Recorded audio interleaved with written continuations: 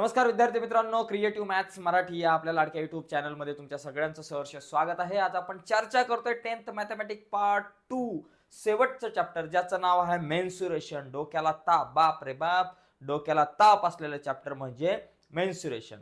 तर या चॅप्टरवरती आज आपण चर्चा करूयात आणि यामधला प्रॅक्टिस सेट नंबर आपण 7.1 आज बघणार आहोत। तर जाऊयात पुढे जाण्याच्या अगोदर एक रिक्वेस्ट आहे मित्रांनो, जर नवीन असाल आपल्या युट्यूब चॅनलवर आणि अजूनपर्यंत आपला चॅनल सबस्क्राईब नसेल केला तर आत्ताच आपला चॅनल सबस्क्राईब करा आणि त्याच्या बाजूला असलेलं बेलचं बटन दाबा, जेणेकरून मी अपलोड केलेल्या प्रत्येक नवीन व्हिडिओची नोटिफिकेशन सगळ्यात अगोदर तुमच्यापर्यंत पोहोचेल।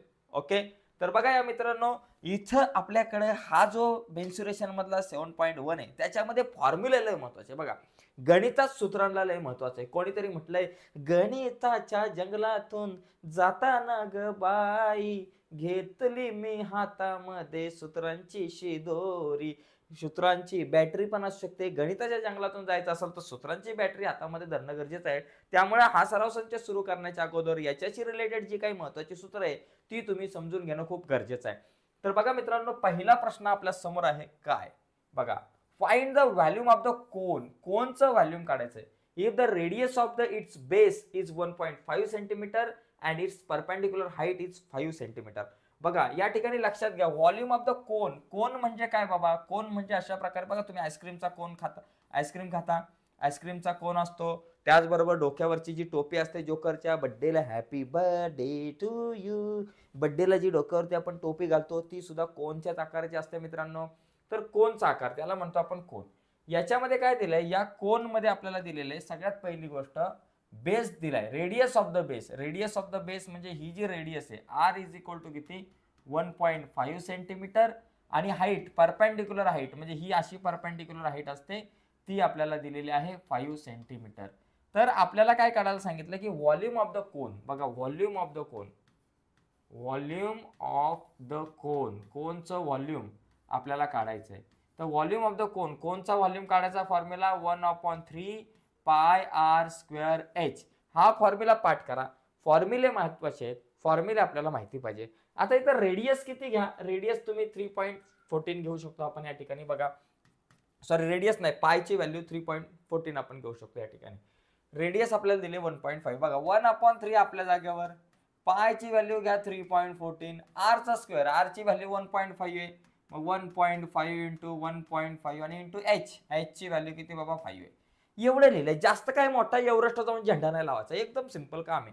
फक्त डायग्राम मध्ये प्रश्नामध्ये काय करायचं तुम्हाला, या सूत्रामध्ये, या फॉर्म्युल्यामध्ये फक्त या व्हॅल्यूज टाकायच्या आहेत। 1/3 आपल्या जागेवर, पायची व्हॅल्यू 3.14, 1.5 जो आहे ती आर ची व्हॅल्यू, आर चा स्क्वेअर आहे म्हणून दोन वेळा लिहिली, 1.5 इंटू 1.5 आणि एच किती बाबा 5 आहे। आता इथं कशाने डिवाइड करू शकतो बाबा, 1.5 ला 3 ने, बघा 3 ने डिवाइड केला, 3 5 जा 15, इथं 1.5 म्हणून या ठिकाणी आलं 0.5।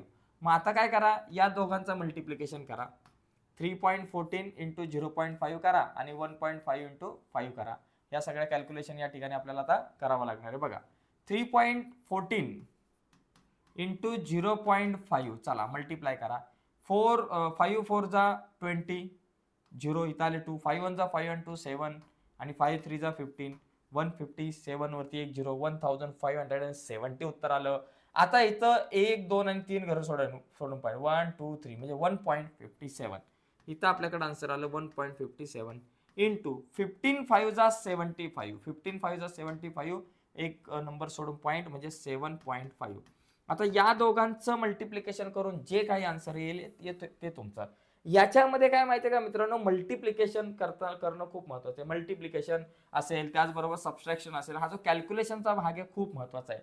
आता समजा आपल्याला बघा 1.57 इंटू 7.5, बघा अशा प्रकारचं मल्टिप्लिकेशन आपल्याला आलं पाहिजे। आता हे मल्टिप्लिकेशन कसं करायचं, इथं जर पॉईंट असेल तर कसं करायचं मल्टिप्लिकेशन, बघा पहिली गोष्ट 5 ने आपण या 157 ला मल्टिप्लाय करू, 5 7 जा आपल्याकडे 35, 35 चे 5 वरती आले आपल्याकडे 3, 5 5 जा 25, 25 आणि 3 झाले 28, 28 चे 8 वरती आले 2, 5 1 जा 5, 5 1 जा 5 आणि 2 किती झाले, 5 आणि 2 झाले आपल्याकडे 7, 785 झाले, बरोबर का। परत एकदा लक्षात घ्या, 5 7 जा आपल्याकडे 35, 35 चे 5 वरती हातचाल आले 3, 5 5 जा 25 आणि 3 28 चे 8 वरती आले 2, 5 1 जा 5 आणि 1 5 आणि 2 7, एक 0 घेतला, 7 7 जा 49 चे 9 वरती आले 4, 7 5 जा 35 35 आणि 4 39 चे 9 वरती आले 3 आणि 7 1 जा 7 आणि 3 आपल्याकडे झाले आपल्याकडे 10.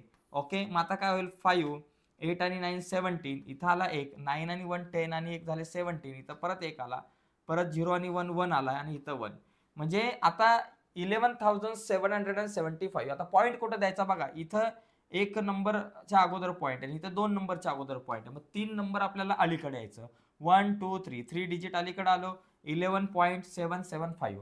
आपल्याकडे आन्सर आलं 11.775. फक्त व्हॉल्यूम लिहितोय म्हणून सेंटीमीटरचा क्यूब किंवा क्युबिक सेंटीमीटर, व्हॉल्यूम ज्यावेळेस काढू त्यावेळेस आपण हे क्युबिक सेंटीमीटर असं या ठिकाणी आपण लिहितो. तर अशा प्रकारे आपल्याला हा जो प्रश्न आहे तो आपल्याला सोडवता येईल. ठीक आहे, तर कॅल्क्युलेशन जे आहे तो खूप महत्वाचा आहे, कॅल्क्युलेशन इम्पॉर्टंट पार्ट आहे, तो आपला व्यवस्थित आला पाहिजे आपल्याला. आता जाऊयात पुढे, पुढचा मुद्दा या ठिकाणी बघून घेऊयात. पुढचा प्रश्न बघा आपल्याकडे, find the volume of sphere of a diameter.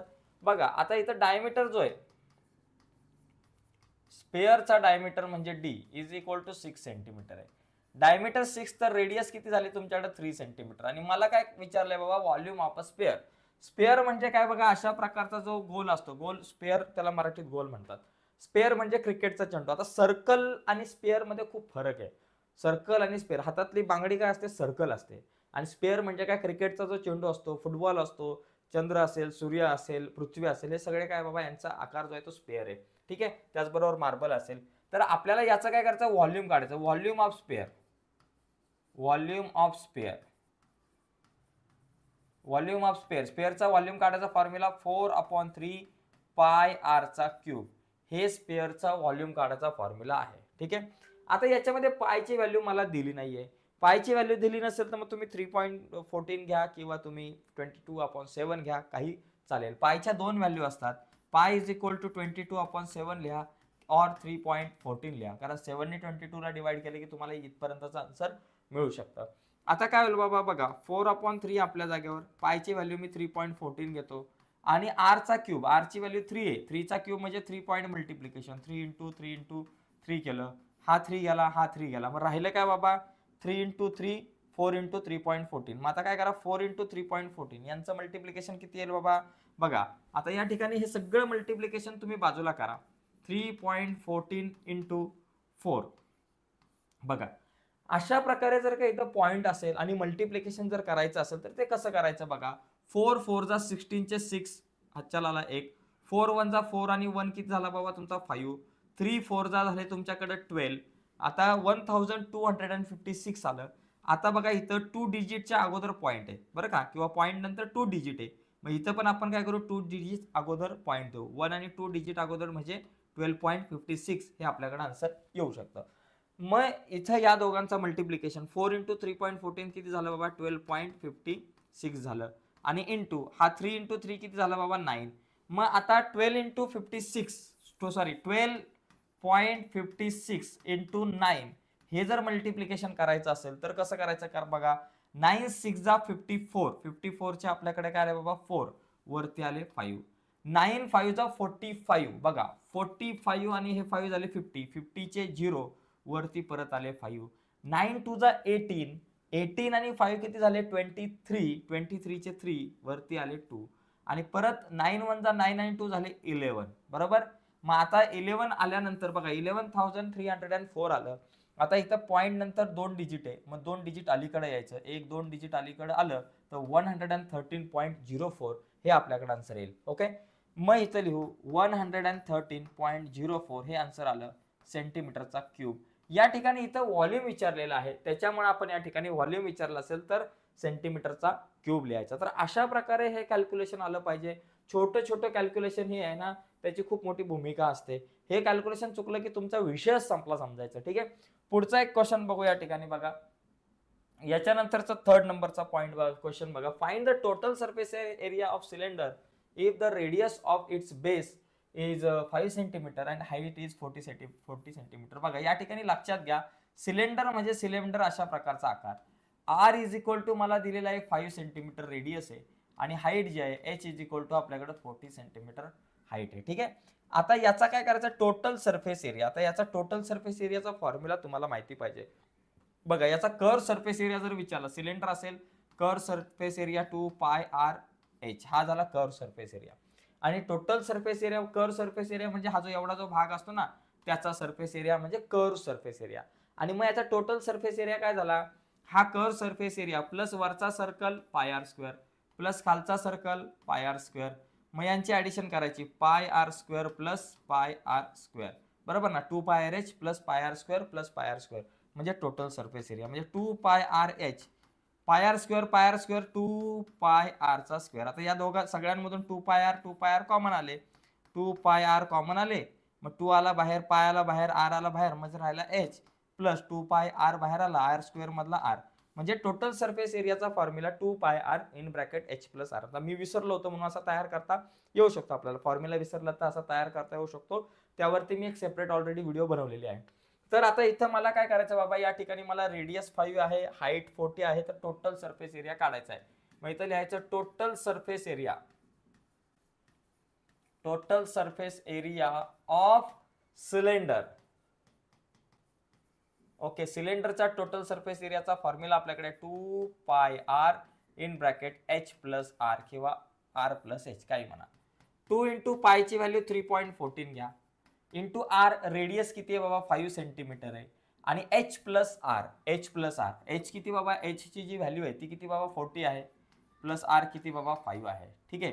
तर या ठिकाणी बघा 2.34, एक काम करा इथं अशा प्रकारे 2 ने मल्टिप्लाय करण्यापेक्षा 2 5 जा 10 असं करा आणि इंटू 3.14 करा आणि इंटू 40 प्लस 5 आपल्याकडे काय येतं 45 येतील. ठीक आहे.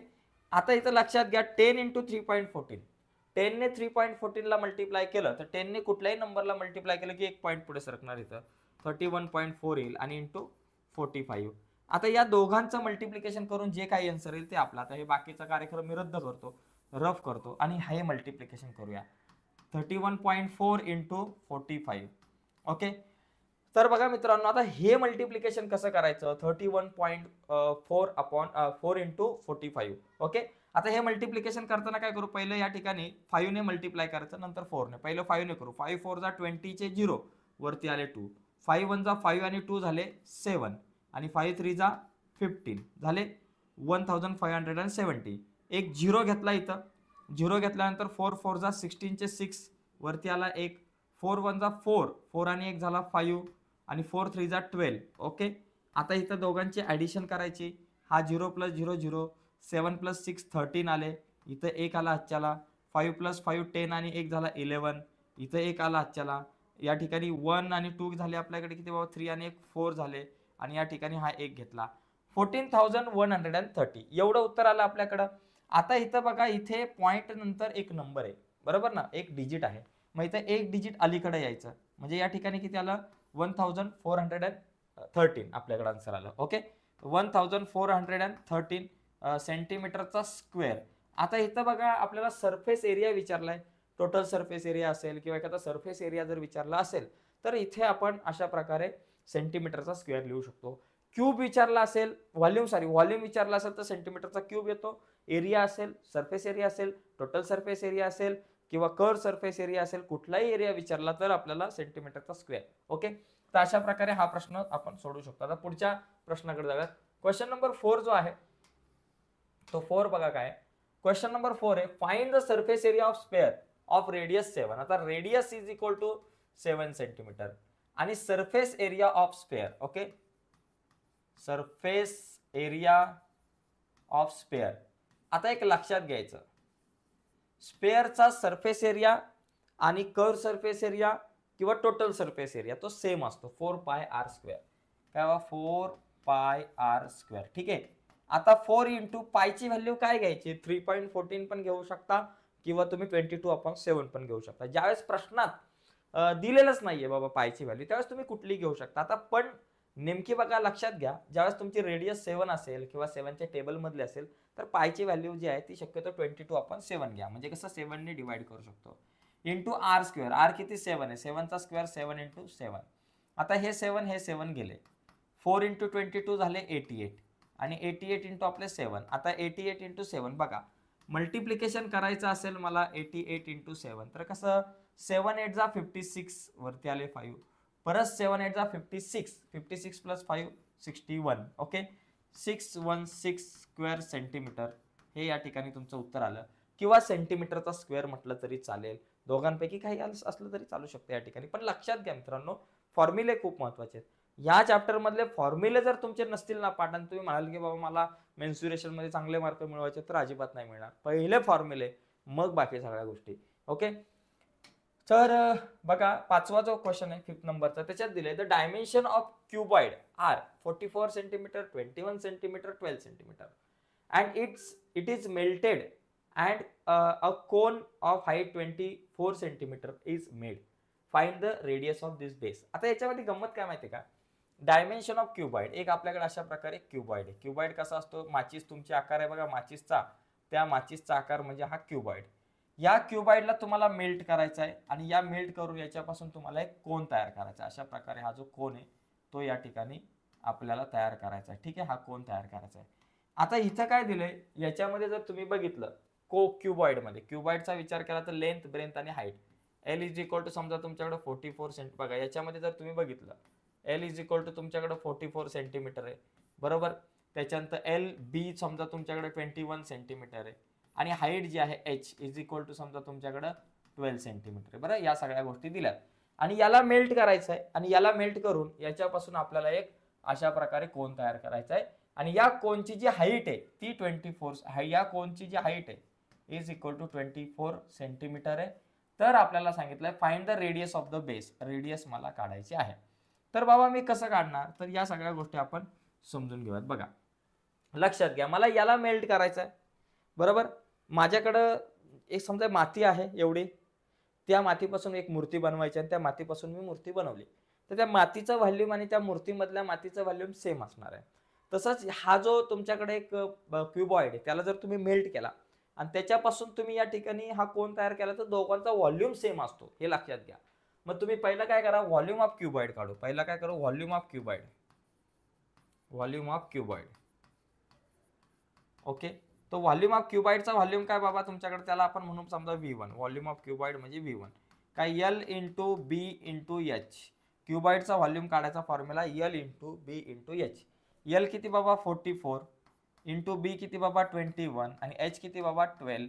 इथं लिहू सेंटीमीटरचा क्यूब. मी एवढंच लिहितो का माहिती आहे का विषय, याला मी अजून पुढे हे करू शकतो म्हणजे मल्टिप्लिकेशन करू शकतो, पण मल्टिप्लिकेशन करायची काही आवश्यकता नाही. म्हणजे कॅल्क्युलेशन सोपं होण्यासाठी पहिले मल्टिप्लिकेशन करा, ती मोठी प्रोसेस आहे. वेळ वाचण्यासाठी मी काही शॉर्ट ट्रिक तुम्हाला सांगतो.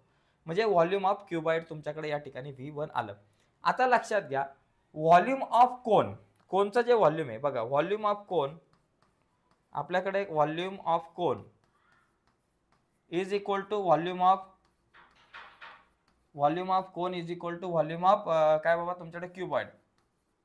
Volume of cone is equal to cuboid म्हणजे क्यूबॉइडचा व्हॉल्यूम आणि कोनचा व्हॉल्यूम या दोघांची सुद्धा व्हॉल्यूम जे आहे ते या दोघांचे व्हॉल्यूम सेम, या दोघांच्या व्हॉल्यूम मध्ये कुठल्याही प्रकारचा बदल आपल्याला नसणार आहे. ठीक आहे, तर या ठिकाणी बघा आता हे व्हॉल्यूम, मग या ठिकाणी आता आपण काय करू शकतो, एकच मिनिट फक्त बघा. Volume of cone is equal to volume of cuboid. Volume of cone, कोनच्या व्हॉल्यूमचा फॉर्म्युला काय असतो, 1/3 pi r cube h, sorry pi r square h. हे कोणाचा फॉर्म्युला आहे बाबा, क्यूब कोनचा फॉर्म्युला, आणि मला कोनच्या रेडियसची व्हॅल्यू काढायची बरोबर. आणि व्हॉल्यूम ऑफ क्यूबॉइड, क्यूबॉइडचा व्हॉल्यूम काय 44 इंटू 21 इंटू 12, 44 इंटू 21 इंटू 12. ठीक आहे, हे लिहिलं. 1/3 आपल्या जागेवर पायची व्हॅल्यू 22/7 घेऊ, आर चा स्क्वेअर जसाच्या तसा, आणि एच ची व्हॅल्यू जी आहे ती 24 आपल्याला दिलेली आहे. एच ची व्हॅल्यू कशासाठी, एच ची व्हॅल्यू याच्यामध्ये तुमचा जो कोन आहे कोनच्या एच ची व्हॅल्यू 24 आहे, is equal to 44 into 21 into 12. आता ह्या सगळ्याला कॅल्क्युलेट करून तुम्हाला आर ची व्हॅल्यू मिळू शकते. बघा इथं जर बघितलं तर 3 1 जा 3, 3 8 जा 24 बरोबर. आता वर काय काय राहिले बघा, वर काय राहिले, आर स्क्वेअर राहिला वर, इंटू 22 इंटू 8 राहिले, 22 इंटू 8 राहिले, आणि खाली कोण आहे बाबा 7 एकटाच राहिलेला आहे, is equal to 44 into 21 into 12. ठीक आहे, मला आर ची व्हॅल्यू काढायची आहे. मग आर स्क्वेअरला इथंच ठेवू आपण. बाकी 44 इंटू 21 इंटू 12 आपल्या जाग्यावर, आणि हे 28 हे जे आहेत ना 22 इंटू 8 वर आहे ते खाली आले, आणि जे खाली 7 आहेत ते काय झाले वर गेले. खाली 7 आहेत ते वर गेले. लक्षात घ्या 44 इंटू 21 इंटू 12 आपल्या जाग्यावरती, 22 इंटू 8 खाली आले वरचे, आणि खालचे 7 वर गेले. ठीक आहे, आता इथे काय काय कट होईल ते आपण बघूयात. बघा 22 1 जा 22, 22 2 जा 44. ओके, त्याच्यानंतर 8 आणि 2 किंवा 8 बघा 2 1 जा 2, 2 4 जा 8, आणि 4 वर जा 4, 4 3 जा 12.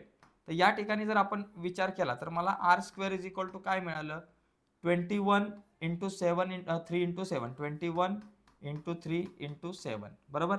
आता बघा 21 इंटू 3 इंटू 7 किती झाले 21.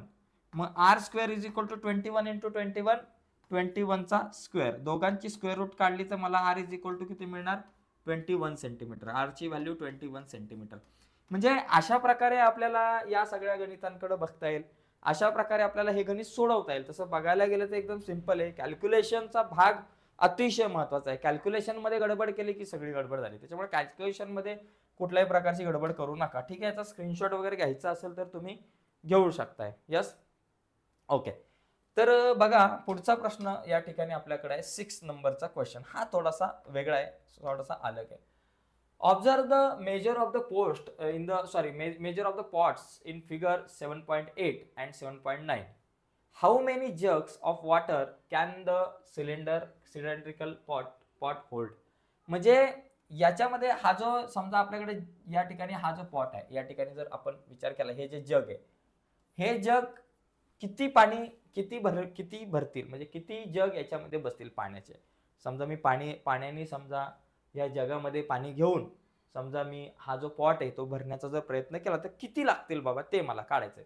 असा जर प्रश्न आला तर सरळ दोघांचं व्हॉल्यूम काढायचं. याचा एक व्हॉल्यूम काढायचं आणि याचा एक व्हॉल्यूम काढायचं. म्हणजे याच्या व्हॉल्यूमला याच्या व्हॉल्यूमने डिवाइड करायचं. म्हणजे सिलेंडरच्या व्हॉल्यूमला कोणच्या व्हॉल्यूमने डिवाइड केलं की तुमचा आन्सर आला. तर पहिली गोष्ट मी काय करतो, पहिला मुद्दा काय लिहितो, व्हॉल्यूम ऑफ सिलेंडर काढू. चला cylindrical pot, volume of cylindrical pot. सिलेंडरच्या व्हॉल्यूमचा फॉर्म्युला काय पाय आर स्क्वेअर एच. सिलेंडरचा व्हॉल्यूम काढायचा formula pi r square h. याला आपण काय म्हणू V1 म्हणू, याला आपण व्हॉल्यूम 1 म्हणू. ओके, पाय आर स्क्वेअर एच. आता मला सांगा पायची जी व्हॅल्यू आहे ती किती. या ठिकाणी पायची व्हॅल्यू लिहू नका कारण दोघांच्या फॉर्म्युल्यामध्ये पाय येतोय, त्याच्यामुळे पायची व्हॅल्यू इथं नाही घेतली तरी चालेल. Pi into r square. R ची व्हॅल्यू किती इथं 7 आहे, याच्यात आर ची व्हॅल्यू 7 आहे.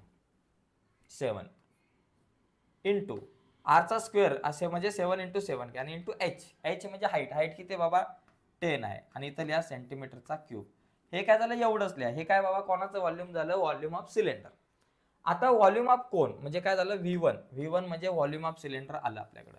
आता व्हॉल्यूम ऑफ कोन, आता कोनचं जे व्हॉल्यूम आहे, कोनच्या व्हॉल्यूमला आपण काय म्हणू बाबा V2. मग V2 इज इक्वल टू काय बाबा कोनच्या व्हॉल्यूमचा formula 1/3 pi r square H. Same आहे दोघांचा, फक्त इथं 1/3 आहे. मग इथं मी लिहितो 1/3 इंटू पाय आपल्या जागेवर आर चा स्क्वेअर. याची रेडियस 3.5 म्हणजे 3.5 चा स्क्वेअर म्हणजे 3.5 इंटू 3.5 आणि इंटू एच किती बाबा माझ्याकडे 10 आहे. ठीक आहे, मग आता ह्या दोघांचं मल्टिप्लिकेशन किती आलं बघा. आता लक्षात घ्या V2 इज इक्वल टू माझ्याकडं 1 into pi into 3.5, pi into 3.5 आणि इंटू 10 इंटू 3.5 म्हणजे झाले माझ्याकडं 35 आणि अपॉन 3. हे काय झालं बाबा माझ्याकडं V2 झालं. हे झालं V2 आणि इथं पुढे बाबा सेंटीमीटरचा क्यूब या ठिकाणी आपण लिहू शकतो. ठीक आहे, हे झालं. आता मला काय करायचंय, किती जग लागतील, नंबर ऑफ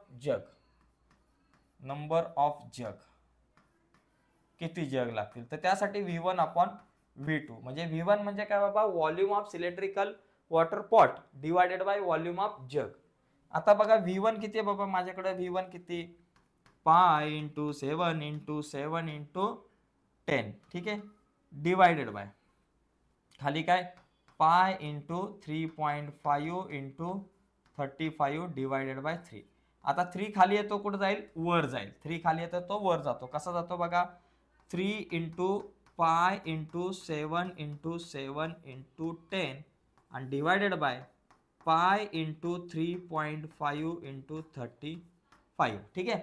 आता या ठिकाणी काय काय कट होईल ते कट करू. पहिली गोष्ट पाय कट झाले.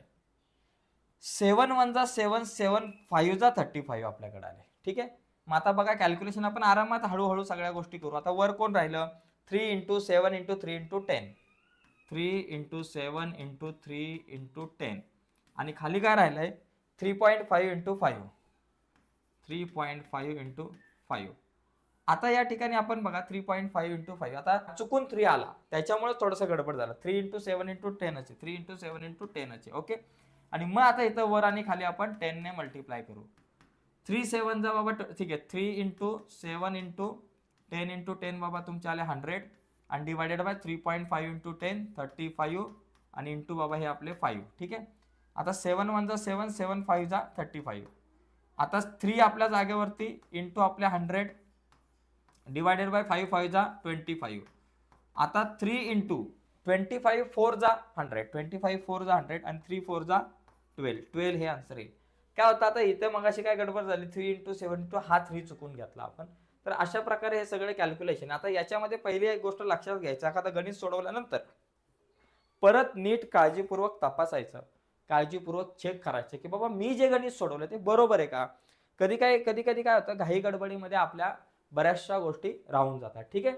आता आपण पुढच्या प्रश्नाकडे वळूयात. 7 नंबरचा जो प्रश्न आहे तो आपण या ठिकाणी बघू.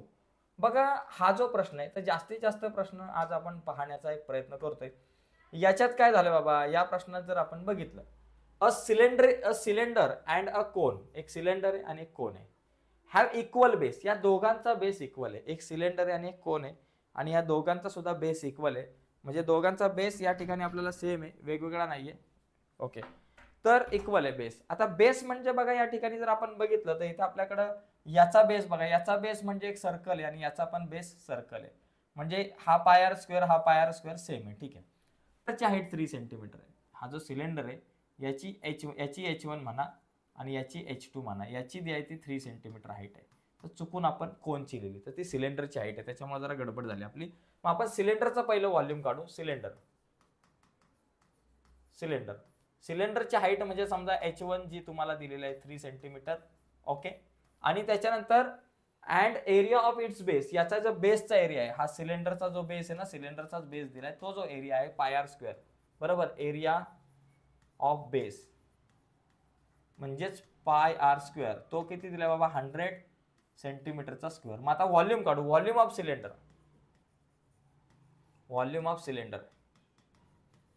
सिलेंडरच्या व्हॉल्यूम म्हणजे आपण त्याला V1 म्हणू. त्याचा फॉर्म्युला काय असतो बाबा, पाय आर स्क्वेअर H. आता पाय आर स्क्वेअरची व्हॅल्यू किती बाबा 100 आहे आणि इंटू H किती बाबा तुमच्याकडे 3 आहे. 100 इंटू 3 किती झालं बाबा 300 सेंटीमीटरचा क्यूब. हे कशाचं व्हॉल्यूम झालं बाबा तुमचं, व्हॉल्यूम ऑफ सिलेंडर. ओके. आता टोटल व्हॉल्यूम तुम्हाला V किती दिले बाबा 500 सेंटीमीटरचा क्यूब. टोटल व्हॉल्यूम म्हणजे हे सगळ्या फिगरचं जे व्हॉल्यूम आहे ते आपल्याला दिले 500. सो देअरफॉर व्हॉल्यूम ऑफ कोन किती झालं मग तुमचं, व्हॉल्यूम ऑफ कोन म्हणजे तुमची जी पूर्ण फिगर आहे तिच्या व्हॉल्यूम मधून, म्हणजे पूर्ण फिगर म्हणजे V, त्याच्या व्हॉल्यूम मधून तुम्ही सिलेंडरचा व्हॉल्यूम मायनस करायचं, बरोबर. आता V जी आहे टोटल 500, त्याच्यामधून V1 गेला 300 गेले, म्हणजे किती राहिले बाबा तुमच्याकडं 200 सेंटीमीटरचा या ठिकाणी आपल्याकडे क्यूब. हे झालं व्हॉल्यूम. हे कशाचं व्हॉल्यूम झालं, व्हॉल्यूम ऑफ कोन. आता कोनच्या व्हॉल्यूमचा फॉर्म्युला काय बाबा, volume of cone is equal to 1/3 pi r square H. कोनच्या व्हॉल्यूमचा फॉर्म्युला H2. आपल्याला ती कोनची हाईट काढायची, आपल्याला टोटल हाईट काढायची ना. मला सिलेंडरची हाईट 3 आहे, आता कोनची हाईट काढू. व्हॉल्यूम ऑफ कोन किती 200, मग इथे लिहा 200. 1/3 इंटू पाय आर स्क्वेअरची व्हॅल्यू 100 आहे, इथं आले पाय आर स्क्वेअरची व्हॅल्यू 100 आणि इंटू H2 आपल्याला काढायचं आहे.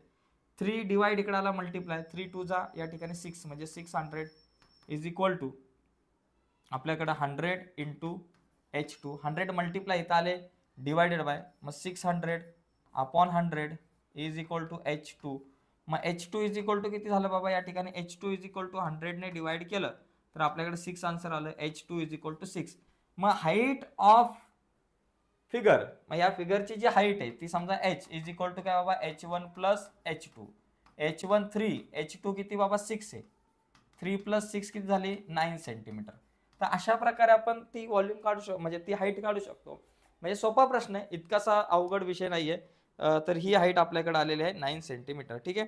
आता पुढचा प्रश्न या ठिकाणी आपण बघूयात. पुढचा प्रश्न सुद्धा आपल्याकडे खूप इम्पॉर्टंट आहे. पुढचा क्वेश्चन जो आहे 1/3 पाय आर स्क्वेअर एच बरोबर आहे. हे व्हॉल्यूम आपल्याकडे 200 आहे. तर बघा पुढचा प्रश्न सुद्धा आपल्याकडे महत्त्वाचा आहे, 7वा प्रश्न. मागे उत्तर आय थिंक मी बघितलं, मागे उत्तर थोडंसं वेगळं दिसतं या ठिकाणी. मागे उत्तर 5 सेंटीमीटर, पण एकदा आपण चेक करू, कारण चेक करूनच आपण पुढे जाऊ, म्हणजे कसं गडबड नको, उद्या प्रॉब्लेम नको, चुकीच्या गोष्टी आपल्याला पुढे न्यायच्या नाही आहे. ठीक आहे. तर मला असं वाटतं 9 सेंटीमीटरच पाहिजे उत्तर. ओके 9 सेंटीमीटर बरोबर आहे आपलं. मागे जे उत्तर आहे ते थोडं चुकलेलं आहे, आय थिंक काही पुस्तकामध्ये 5 वगैरे दिलेलं आहे तर ते चुकलं आहे. ठीक आहे. तर याच्यानंतर हे 7 क्वेश्चन झाले. टोटल जर बघितलं तर याच्यामध्ये टोटल आपल्याकडे किती क्वेश्चन आहे, टोटल 11, 12 आणि 12 क्वेश्चन्स आहेत, तर 7 झालेत. त्याच्यानंतर हा जो क्वेश्चन आहे 8, 9, 10, 11 आणि 12 असे जे 5 क्वेश्चन्स जे आपले राहिलेले आहेत, तर ते 5 क्वेश्चन्स आपण उद्याच्या आपल्या व्हिडिओमध्ये बघूयात, उद्याच्या लेक्चरमध्ये बघूयात. आणि पुढचं लेक्चर तुमच्यापर्यंत पोहोचावं असं जर तुम्हाला वाटत असेल आणि अजूनपर्यंत चॅनल सबस्क्राईब नसेल केला तर आत्ताच आपला चॅनल सबस्क्राईब करा. आणि नुसताच सबस्क्राईब नका करू, त्या बाजूला एक बेलचं बटन आहे ते सुद्धा दाबा, जेणेकरून मी अपलोड केलेल्या प्रत्येक नवीन व्हिडिओची नोटिफिकेशन सगळ्यात अगोदर तुमच्यापर्यंत पोहोचेल. ओके. तर मित्रांनो बाय सर्वांना, धन्यवाद.